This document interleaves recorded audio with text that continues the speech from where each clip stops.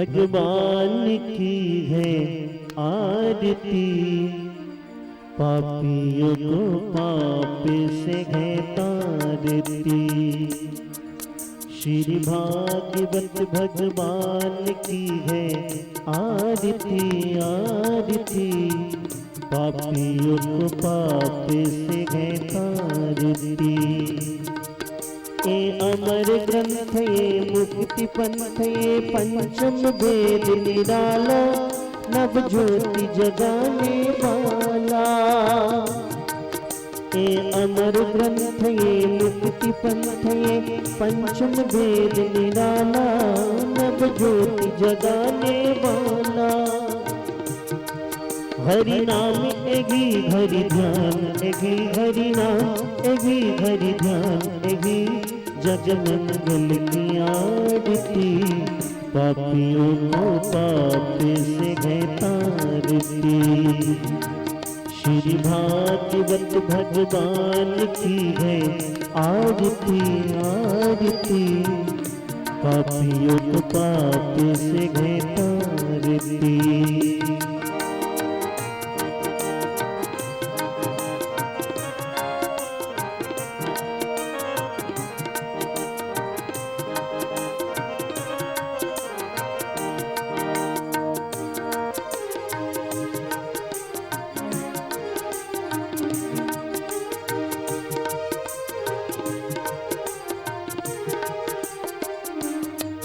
ये शांति गीत पावन पुनीत पापों को मिटाने वाला, हरि दर्श कराने वाला।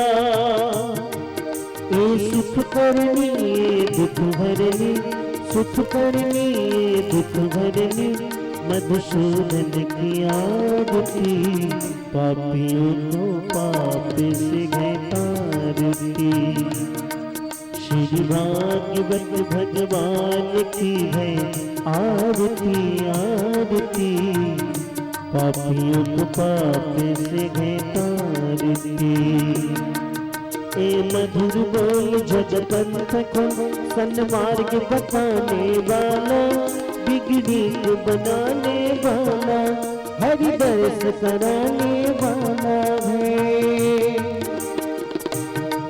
सीताराम एगी राधे श्याम एगी, सीताराम एगी राधे श्याम एगी, प्रभु महिमा की आरती, पापियों को पाप से है तारती।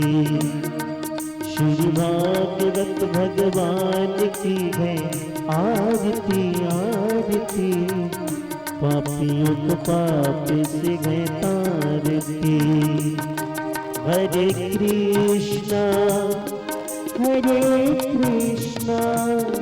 कृष्ण कृष्ण हरे हरे, हरे रामा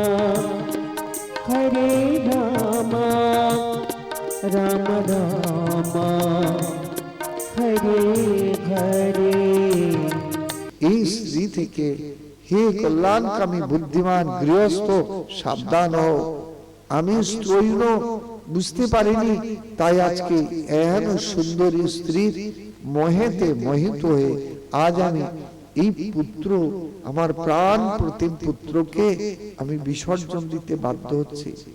ভগবান শ্রী রামচন্দ্র এই কথা জানতে পেরেই সঙ্গে সঙ্গে পিতার চরণে উপস্থিত হয়ে পিতাকে সান্ত্বনা দিয়ে বললেন, না পিতা, আপনি কোনো দুঃখ করবেন না, আমি নিশ্চয়ই আপনার প্রতিশ্রুতির সত্যতা পালন করব। আমি পরমানন্দে আপনার বাক্যের সত্যতা রক্ষার জন্য আমি বনে যাত্রা করব। এতে আমার কোনো দুঃখ হবে না, তাতে আমার পিতামাতা তো সুখে তারা জীবন যাপন করতে পারবে। কেন বিশ্বপিতা ভগবান শ্রী রামচন্দ্র যদি এটা জগৎকে শিক্ষা না দেন, জগৎকে প্রকৃতপক্ষে শিক্ষা দান করবে কে? এই জন্য ভগবান শ্রী রামচন্দ্র বনে যাত্রা করছেন, কিন্তু সঙ্গে কে? সঙ্গে হলো ভাই লক্ষ্মণ। কেন? ভরত শত্রুঘ্ন তো যেতে পারত, বলে ভরত শত্রুঘ্ন অযোধ্যায় ছিলেন না, রামচন্দ্র যখন বনে যাচ্ছেন, এইখানে ভাগবতের আচার্য তুলনা দিয়েছেন রামচন্দ্র হলো সচ্চিদানন্দ ঘন বিগ্রহ, আনন্দ ঘন বিগ্রহ। এই জন্য আনন্দের নিত্য সঙ্গী হলো বৈরাগ্য, আর সেই বৈরাগ্যের প্রতীক হলো লক্ষণ। আনন্দ যেখানে, বৈরাগ্য সেখানে। যদি জীবনে সত্যি সত্যি আনন্দ পেতে চান, তাহলে ত্যাগ বৈরাগ্যের দ্বারা জীবনকে সমৃদ্ধ করুন। সাধন সংযমের মধ্যে দিয়ে আনন্দ ঘন বিগ্রহ শ্রী গোবিন্দকে হৃদয় মন্দিরে ধারণ করুন। সেজন্য বৈরাগ্য প্রধান হলো আনন্দের নিত্য সাথী। আর মহাপ্রভুর ভক্তগণের বৈরাগ্য প্রধান, যাহা দেখি তুষ্ট হন গৌর ভগবান। সেই বৈরাগ্যের প্রতীক লক্ষণ চলেছেন আনন্দ ঘন বিগ্রহ শ্রী রামচন্দ্রের সঙ্গে। কিন্তু কখন? যখন ভরত আর শত্রুঘ্ন অযোধ্যায় নাই। কেন না, ভরত আর শত্রুঘ্নকে দেখানো হয়েছে সৎ বিচার এবং বিবেক। মানুষের জীবনে ভগবানের উপস্থিতি কতক্ষণ? বলে যতক্ষণ তার জীবনে সৎ বিচার এবং বিবেক অবস্থান করে ততক্ষণ। যদি সৎ বিচার এবং বিবেক যদি অন্তরিত হয়, ভগবানও এহেন মানুষের জীবন থেকে দূরে চলে যায়।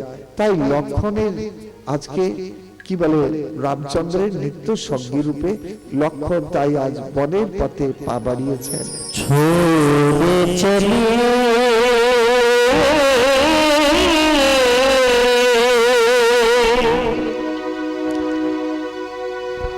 आज हमारे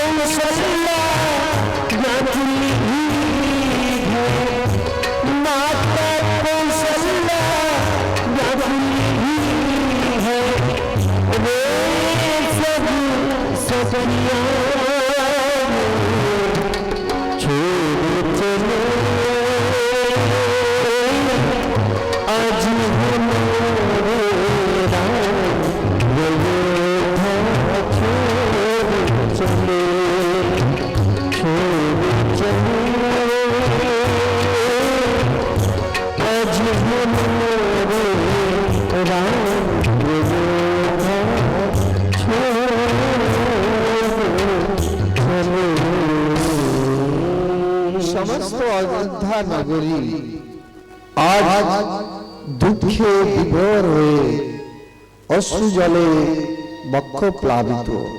কেন না? প্রাণের প্রাণ আনন্দ ঘন বিগ্রহ আজ অযোধ্যা পরিত্যাগ করে বনের পথে যাত্রা করেছেন। সঙ্গে সীতা দেবী আছে, ভাই প্রাণের ভাই লক্ষ্মণ।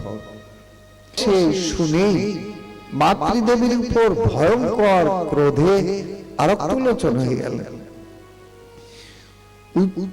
ঔদ্ধত্য প্রকাশ পূর্বক বলতে লাগলেন, তুমি যদি আমার গর্ভধারিণী না হতে, আমার হস্ত স্ত্রীভাবে কুণ্ঠা বোধ করত না। সুতরাং লক্ষ্মণকে এই কি বলে ভরতকে সান্ত্বনা দিয়ে রামচন্দ্র তাই শুনিয়ে দিলেন, ভাই ভরত, মায়ের কোনো দোষ নাই, তুমি মায়ের উপরে দোষারোপ করো না। আমরা কি দেখছি, মায়ের কি সত্যি কোনো দোষ নাই? কইকেয়ী মায়ের, কইকেয়ী মা যদি বর প্রার্থনা না করতেন তাহলে তো ভগবান রামচন্দ্র বনে যেতেন না। কিন্তু ভাগবতের আচার্য বলছেন না, সত্যি মায়ের কোনো দোষ নাই। কেন না? মা তো কেবলমাত্র লীলা শক্তির প্রেরণায় বরটা প্রার্থনা করেছে। বস্তুত মায়ের তো কোনো দোষ নাই, যা করছে লীলা শক্তি। এহেন প্রভু রামচন্দ্রকে দিয়ে যেমন যেমন ভাবে রসাস্বাদন করাচ্ছেন, সেই ভাবে ভগবান শ্রী রামচন্দ্র রসাস্বাদন করতে বাধ্য। আজ তাই ভগবান শ্রী রামচন্দ্র এই যে রসাস্বাদন লীলায় তিনি বনে যাত্রা করলেন, সত্যি কি ভগবান লীলা শক্তির প্রেরণায় এমনি করে বনে যাত্রা করছেন? বলে হ্যাঁ, ঠিক তাই। মা কইকেয়ীর এতে কোনো দোষ নাই।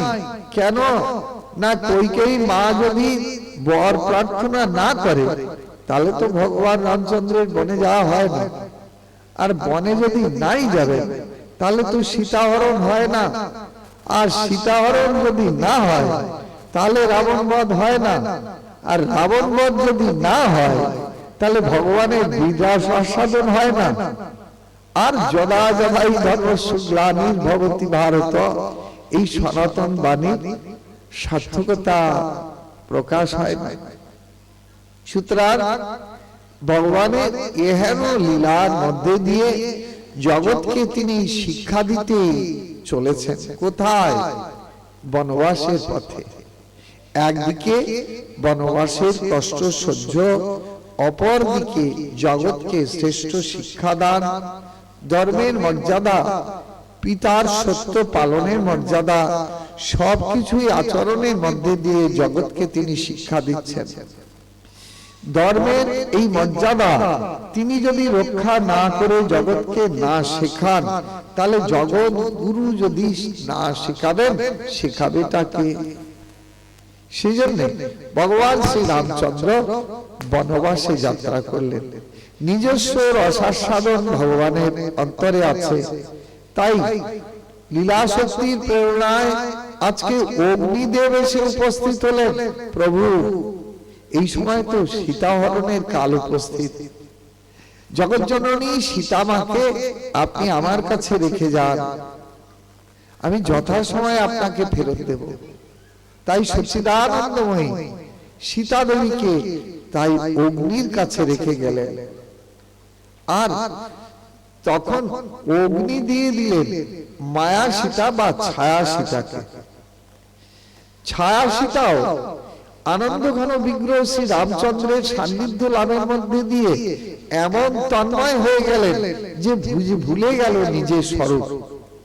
আর প্রভু রামচন্দ্রের সেবায় সে তাই আপন ভুলে গিয়ে প্রভু রামচন্দ্রের কাছে প্রার্থনা করলেন। এক সময় মায়া হরিণ, সোনার হরিণ দেখে মোহিত হল। সচ্চিদানন্দময়ী সীতা দেবীর সামনে কখনো মায়া এসে তার প্রভাব বিস্তার করতে পারে না। এ মায়া সীতার সামনে মায়া মারিচ তার প্রভাব বিস্তার করেছিল, আর তাই দেখেই মায়া সীতা সোনার হরিণ ধরে দাও এই প্রার্থনা করেছে। ভগবান শ্রী রামচন্দ্রের সামনে মায়া যে দাঁড়াতে পারে না, মারিচের আচরণ সেটা প্রমাণ করে দিচ্ছিল। কেন? ওই সোনার হরিণ একবার দেখা দিয়েই বনান্তরে অদৃশ্য হয়ে যাচ্ছিল। তার মানে কি? ভগবানের সামনে কোন আসুরীর বা রাক্ষসী মায়া কোনদিন প্রভাব বিস্তার করে দাঁড়াতে পারে না। এই জন্য অন্তরিত হচ্ছিলেন। আর ভগবান শ্রী রামচন্দ্র তাই বন থেকে বনান্তরে তাকে দূরে সরিয়ে নিয়ে যাচ্ছে। আসল উদ্দেশ্যটা তাই। এদিকে দূরে যদি সরিয়ে নিয়ে গেল, লক্ষণ পাহারায় ছিল। বাদ বাকি ঘটনা আপনারা সবাই জানেন। এই লক্ষণকে যখন পাহারায় রেখে গেল, তখন মায়া সীতাই লক্ষণকে তিরস্কার করেছিলেন। সত্যিকারের সচ্চিদানন্দময়ী সীতা দেবী লক্ষণকে প্রাণের অধিক ভালোবাসতেন। সেই জন্য সেই সীতা দেবী কিন্তু এমন করে তিরস্কার করতে পারতেন না। মায়া সীতা তাই লক্ষণকে তিরস্কার করেছিলেন। আর তিরস্কার যখন করলেন, লক্ষণ তাই যেতে বাধ্য হলেন। কিন্তু লক্ষণ গণ্ডি দিয়ে গেল, গণ্ডির বাইরে এসো না মা। কিন্তু সেখানেও মায়া সীতা মোহিত হয়ে লক্ষণ রেখা অতিক্রম করলেন। আর লক্ষণ রেখা যেই না অতিক্রম করলো, সঙ্গে সঙ্গে কামাচারী রাবণ তাকে হরণ করে নিয়ে গেল। পরবর্তীকালে ভগবান শ্রী রামচন্দ্র যখন ওই বনে বনে হাসিটা হাসিটা বলে বিরহ রসে তন্ময়, এই সময় মা মহামায়াও এখানে মোহিত হলেন। বাবা ভোলানাথ নিরন্তর যে ভগবান শ্রী রামচন্দ্রের লীলা দর্শন করছিলেন, বাবা ভোলানাথের এহেন রসবৈচিত্র্য দেখে মা মহামায়া বললেন, প্রভু এ তোমার কেমন আরাধ্য দেবতা! সে ঠাকুর নিজের স্ত্রীটাকে রক্ষা করতে পারে না, যে ভগবানের বউটাকে নিয়ে গেল রাক্ষসে চুরি করে। এ তোমার কেমন প্রভু আর কেমন সর্বশক্তিমান ভগবান! একবার আমি প্রণাম করে আসি। সঙ্গে সঙ্গে দেবাদিদেব মহাদেব বললেন, খবরদার দেবী, তুমি যেও না। প্রভু আমার বিরহ রসে তন্ময়। ভগবানের মিলন রসের চাইতে বিরহ রসের আনন্দটা কিন্তু অধিক। সেই জন্য ভগবান সীতা বিরহে বনে বনে তাই বিরহ রস আস্বাদনেতে তন্ময়। কিন্তু মা মহামায়া এটা বুঝলেন না। মা মহামায়া কি বুঝলেন? আরে এ কেমন ভগবান, যে ভগবান নিজের বউটাকে রক্ষা করতে পারে না, রাক্ষসে চুরি করে নিয়ে যায়। আর সেই ভগবানকে আরাধনা করে জগতের মানুষ কি করে নিজেকে রক্ষা করবে? যে ভগবান নিজেকে, নিজের ঘর বাড়ি, নিজের স্ত্রীকে রক্ষা করতে পারে না, সেই ভগবানকে আরাধনা করে জগতের শরণাগত জীব কি করে বিপদ থেকে মুক্তি পাবে, রক্ষা পাবে? মা মহামায়ার এই বুদ্ধি দেখে জগৎগুরু শঙ্কর বললেন, খবরদার দেবী, তুমি যেও না। প্রভু আমার বিরহ রসেতে তন্ময় হয়ে বনে বনে তিনি রসাস্বাদন করছেন। মিলন রসের চাইতে বিরহ রসের আস্বাদন বৈচিত্র্য আরো বৈচিত্র্য জনক। এই জন্য তুমি যেও না, প্রভুর রসভঙ্গ করতে যেও না। না, আমি একবার প্রণাম করে আসি। নিষেধ করা সত্ত্বেও শুনলেন না মা মহামায়া। যদি না শুনলেন, এইবার চলে গেলেন, গিয়ে ওই মায়া মূর্তি ধারণ করে, অর্থাৎ সীতা দেবীর মূর্তি ধারণ করে বৃক্ষতলে বিষণ্ণ বদনে বসে রইলেন। উদ্দেশ্য কি? উদ্দেশ্য দেখি কেমন ভগবান। যদি আমাকে একবার সীতা দেবী বলে জড়িয়ে ধরতে আসে না, বুঝিয়ে দেব না। কিরকম ভগবান? হ্যাঁ, এই না ভেবে মা মহামায়া সীতা দেবীর মূর্তি ধারণ করে বিষণ্ণ বদনে রামচন্দ্র যে পথেতে আসছেন হাসিতা হাসিতা বলে বিরহে ব্যাকুল হয়ে, সেই পথে বৃক্ষ তলে বসে আছে খুব বিষণ্ণ বদন। কি অভিনয় মা মহামায়া! আর প্রভু রামচন্দ্র এসে ওই রূপ দেখেই না গেল তার রসাস্বাদন বৈচিত্র্য ভঙ্গ হয়ে। দেখেই তো বুঝতে পেরেছেন ভগবানের সামনে তো মায়ার কোন রূপ আবৃত থাকে না, প্রকাশিত হয়ে যায়। সঙ্গে সঙ্গে ভগবান রামচন্দ্র প্রশ্ন করলেন, মা তুমি একা একা নিয়ে এখানে বসে আছো, আমার ভোলা কোথায়? এদিকে সীতার মূর্তি ধারণ করে বসে আছে, আর রামচন্দ্র সম্বোধন করলেন, মা তুমি একা একা বসে আছো, আমার ভোলা কোথায়? লজ্জায় মাথা নত করে প্রণাম করা তো দূরের কথা, দে দৌড়। ওদিকে ভোলানাথের কাছে রসভঙ্গ হয়ে চিৎকার শুরু করলেন, দেবী দেবী তুমি কোথায়? দেবী তোমাকে এত করে নিষেধ করলাম। ক্ষণকাল পরে দেবী উপস্থিত হয়ে বললেন, না আমি তো প্রণাম করতে গেলাম। এখানেও ছলনা করলেন। কিন্তু দেবাদিদেব মহাদেব তিনি তো ধ্যান নেত্রেতে সব দর্শন করেছেন, প্রভু রামচন্দ্রের লীলা দর্শন করছেন। আর এই জন্য দেবাদিদেব মহাদেব বললেন, দেখো দেবী, সীতা দেবীকে আমি জগৎ জননী বলেই জানি এবং মাতৃভাবেতে তাকে শ্রদ্ধা করে হৃদয় মন্দিরেতে আমি বসিয়ে পূজা করি। তুমি যখন আমার সেই মাতৃরূপ ধারণ করেছো, আমি আর এই দেহেতে তোমাকে স্পর্শ করব না। আর এইখানে দেবী বর্জন করলেন মহাদেব। দেবীকে যদি বর্জন করলেন, আর তোমাকে এই দেহে আমি স্পর্শ করব না, বাধ্য হয়ে তাই এই মা মহামায়া এই জন্মেতে তাই দেহ ত্যাগ করলেন যোগ বলে। আর যেহেতু বৈষ্ণব কুলচূড়ামণি মহাদেবের চরণে এই ছলনা এবং ভগবত চরণে এই লীলাতে বিঘ্ন, এই দ্বিবিধ অপরাধে জন্মান্তরে তাকে বৈষ্ণব বিদ্বেষী দক্ষের কন্যা রূপে জন্মগ্রহণ করতে হলো। দাক্ষায়ণী সতী রূপে জন্মগ্রহণ করে মহাদেবের সঙ্গে শুভ পরিণয় হলো। কিন্তু সেখানেও শান্তি পেলেন না। শিব নিন্দা এবং শিবের অবমাননা দেখে এ সতী ওইখানে যোগ বলে দেহ ত্যাগ করলেন।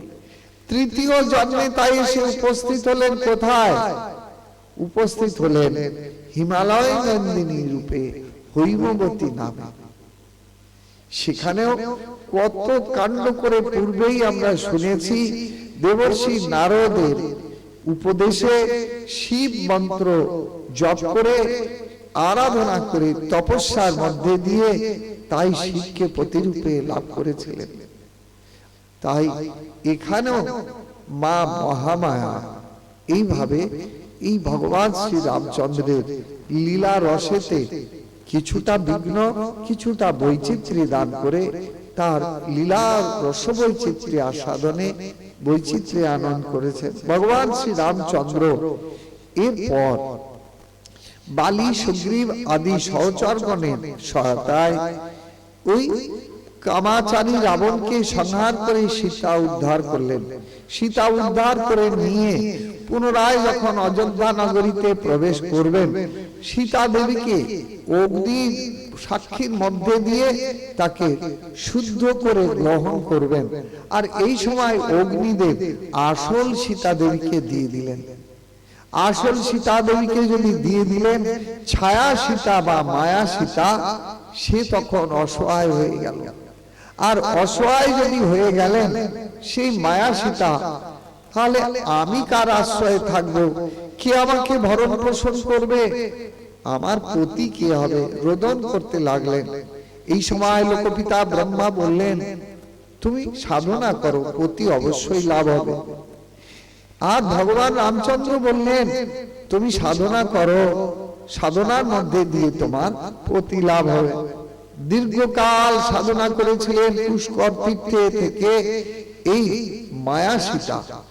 সাধনা করেও দীর্ঘকালের মধ্যে যখন পতি দর্শন মিলল না, তখন খুব রোদন করে করে কেঁদে কেঁদে বলেছিলেন, পতিং দেহি, পতিং দেহি, পতিং দেহি, পতিং দেহি, মম পতিং দেহি। খুব কান্নাকাটি। রসিক আচার্য দেবাদিদেব মহাদেব বললেন, বাবা, পতি লাভের জন্য এত ব্যাকুলতা, এত কান্নাকাটি? আরে দাঁড়াও দাঁড়াও, আমি পঞ্চপতি পাঠিয়ে দিচ্ছি, কারণ তুমি 5 বার কেঁদে কেঁদে বলেছো পতিং দেহি, পতিং দেহি, পতিং দেহি, পতিং দেহি, মম পতিং দেহি। সেজন্য পঞ্চপতি পাঠিয়ে দিয়েছিলেন। এই মায়া সীতায় পরবর্তীকালে স্বর্গলক্ষ্মী দ্রৌপদী, যার সঙ্গে পঞ্চ পাণ্ডবের বিবাহ হয়েছে। তত্ত্বের আলোকে আমরা দেখেছি পঞ্চ পাণ্ডব আর কেউ নয়, পঞ্চ পাণ্ডব হলো পঞ্চ ইন্দ্রিয়। ইন্দ্র কেন পঞ্চ ইন্দ্রিয়ের এই শাস্তি, এই পৌরাণিক উপাখ্যান অনেক লম্বা, আমি ওর মধ্যে যাচ্ছি না। আর পঞ্চ ইন্দ্র কিভাবে এই মায়া সীতার পানি গ্রহণের মধ্যে দিয়ে, কি বলে, এই মায়া সীতা পরবর্তীকালে স্বর্গলক্ষ্মী দ্রৌপদী কিভাবে হলো, এবং সেই যে মায়া সীতাই যে স্বর্গলক্ষ্মী শচী দেবী, এটাই ওই পৌরাণিক উপাখ্যানের মধ্যে বর্ণনা। ভগবান পুনরায় তাই সীতা উদ্ধার করে নিয়ে অযোধ্যা নগরীতে প্রত্যাবর্তন করলেন। আজকে অযোধ্যা নগরী, তাই প্রজাগণের আনন্দের সীমা পরিসীমা নাই। পুনরায় ভগবান শ্রী রামচন্দ্রকে অযোধ্যার সিংহাসনে সুপ্রতিষ্ঠিত দেখবার জন্য আজকে প্রজাগণ তাই আনন্দে উদ্বেলিত। ভগবান শ্রী রামচন্দ্র ইন্দ্রদেবকে বললেন, ইন্দ্র, যারা আমার জন্য এত পরিশ্রম যুদ্ধে প্রাণ দিল, সেই বানর সৈন্যগুলোকে তুমি একবার জাগ্রত করে দাও না, দাও না, যুদ্ধক্ষেত্রের উপরে অমৃত বর্ষণ করে তারা আমারই মহা অভিষেক দর্শন করুক। ইন্দ্র মহারাজ তাই যুদ্ধক্ষেত্রের উপরে অমৃত বর্ষণ করে দিলেন। আর বানরের দল হই হই করে খিচির মিচির শব্দে অযোধ্যার দিকে দিল দৌড়। আর যদি এটা দেখলেন প্রভু রামচন্দ্র, ইন্দ্র মহারাজকে বললেন, হে দেবরাজ, এ তো পক্ষপাতিত্ব হয়ে গেল। জগৎ তো আমাকে নিন্দা করবে, বলবে এ পক্ষপাত ভগবান। কেন না, কেবল তুমি ওই বানরগুলোকে জাগিয়ে দিলে, আরে রাক্ষসগুলোকেও জাগিয়ে দাও, ওদেরকে বাঁচিয়ে দাও, ওরাও আমার মহাভিষেক দর্শন করে তারা আনন্দ উপভোগ করুক। ইন্দ্র মহারাজ বললেন, প্রভু, ये রাক্ষসগুলো তো এখানে নেই, আমি কি করে ওদেরকে জাগ্রত করব? সে কি, রাক্ষসগুলো কোথায় গেছে? বলে, প্রভু, ওরা যখন যুদ্ধে এসেছিল রাবণের সৈন্য রূপে, তখন ওরা নিরন্তর, কোথায় সেই রাম, সেই মনুষ্যকে আমরা মেরে কেটে ভোজন করব, কোথায় সেই রামচন্দ্র? এই রাম রাম করতে করতে যুদ্ধে এলো, আর তোমার বাণে ওরা নিহত হলো। সেই রাম রাম করতে করতে যুদ্ধে প্রাণত্যাগ যদি করলো, ওরা সবাই তো তোমার ধামে বৈকুণ্ঠ গতি লাভ করেছে। প্রভু রামচন্দ্র ভগবান কি। তাই ওরা তো এ রাজ্যে নেই, তুমি না হতারগতি দায়ক, তোমার এক নাম হতারগতি দায়ক, তোমার হাতে যারা নিহত হয় তারা তো সদ্গতি লাভ করে। সেই জন্য প্রভু, ওরা তো কেউ এ রাজ্যে নাই। আসুন, ভগবান শ্রী রামচন্দ্র পুনরায় অযোধ্যার সিংহাসনে সুপ্রতিষ্ঠিত হলেন। সুপ্রতিষ্ঠিত যদি হলেন, অযোধ্যা নগরীর সমস্ত প্রজাবৃন্দ তাই ভগবান শ্রী রামচন্দ্রের মহাভিষেক এবং সীতা দেবীকে সঙ্গে দেখে পরমানন্দে তাই আজ রাম সীতার গুণকীর্তন করতে লাগলেন। আপনারাও একটু রাম সীতার গুণকীর্তন শুনে নেন। रघुपति राघव राजा राम पतित पावन सीताराम जय जय रघुपति राघव राजा राम पतित पावन सीताराम ओ सीताराम सीताराम भजने सीताराम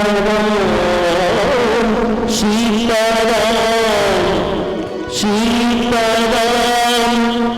भजने सीताराम रघुपति राघव राजा राम पतित पावन सीताराम जय रघुपति राघव राजा राम पतित पावन सीताराम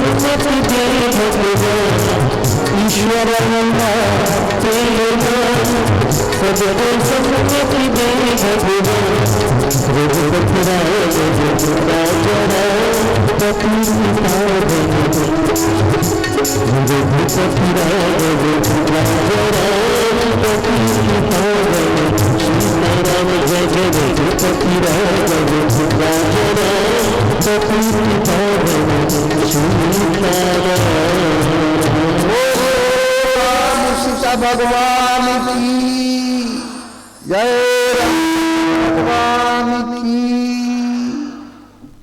ये भाई আসুন শ্রী রামচন্দ্রের লীলা শ্রবণ করে জগতের ভক্ত সমাজ পরমানন্দে আপ্লুত হলো। আর এইটা দেখে চন্দ্রের খুব দুঃখ হলো। হে প্রভু, তুমি ওই সূর্যের বংশেতে আবির্ভূত হয়ে জগৎকে এত আনন্দ রস আস্বাদন করালে, আমার বংশটা একেবারে অন্ধকারে রয়ে গেল। আমার বংশের মুখ উজ্জ্বল হলো না। সূর্য বংশেতে ভগবান শ্রী রামচন্দ্র, লোকপিতা ব্রহ্মার পুত্র হলো মরীচি। এই মরীচির পুত্র হলো কশ্যপ। কশ্যপের পুত্র রূপে আমরা দেখছি সূর্যদেব। সূর্যদেব থেকে বিবস্বান, বিবস্বান থেকে আমরা দেখছি শ্রাদ্ধদেব বা বৈবস্বত মনু। এই বৈবস্বত মনুর পুত্র রূপে ইক্ষ্বাকু, আর এই ইক্ষ্বাকু বংশে ভগবান 57তম পুরুষে আমরা দেখছি রামচন্দ্রের পূর্বপুরুষ অজের জন্ম। অজের পুত্র রূপে মহারাজ দশরথ, আর দশরথের পুত্র রূপে ভগবান 4 অংশেতে রাম লক্ষণ ভরত শত্রুঘ্ন 4 অংশেতে আবির্ভূত হয়ে এই পরম মাধুর্যময় লীলারস আস্বাদন করালেন, আস্বাদন করলেন। এইটা দেখে চন্দ্রের ভীষণ দুঃখ হলো। কেন? হে প্রভু, আমার বংশটা অন্ধকারে রয়ে গেল। ভগবান শুনে বললেন, না না, দুঃখ করো না হে চন্দ্রদেব, তোমার বংশে এইবার আমি আবির্ভূত হয়ে যমুনা কূলে এমন পরম মাধুর্যময় লীলারস আস্বাদন করব, জগৎকে আস্বাদন করাবো, যা ত্রিলোক দেখে বিস্মিত হয়ে যাবে। যে রস কোনদিন আস্বাদন করেনি জগৎ, আমি সেই রস আস্বাদন করাবো। এই জন্যই তো ভগবান শ্রীকৃষ্ণের এই বাললীলা এত মাধুর্যময়। আসুন, তাই ভগবান শ্রী চন্দ্রের কি বলে অনুরোধে প্রার্থনায় চন্দ্রবংশেতে অবতীর্ণ হবেন। চন্দ্রবংশ শুরুটায় আমরা দেখছি ব্রহ্মার পুত্র অত্রিমুনি। অত্রিমুনির পুত্র হলো সোম অর্থাৎ চন্দ্র। সোমের পুত্র হলো বুধ। বুধ থেকে পুরুরবা। পুরুরবার পুত্র হলো আয়ু। আয়ুর পুত্র হলো নহুষ। নহুষের পুত্র হলো যজাতি। আর যজাতির পুত্র রূপে আমরা দেখছি যদু মহারাজ।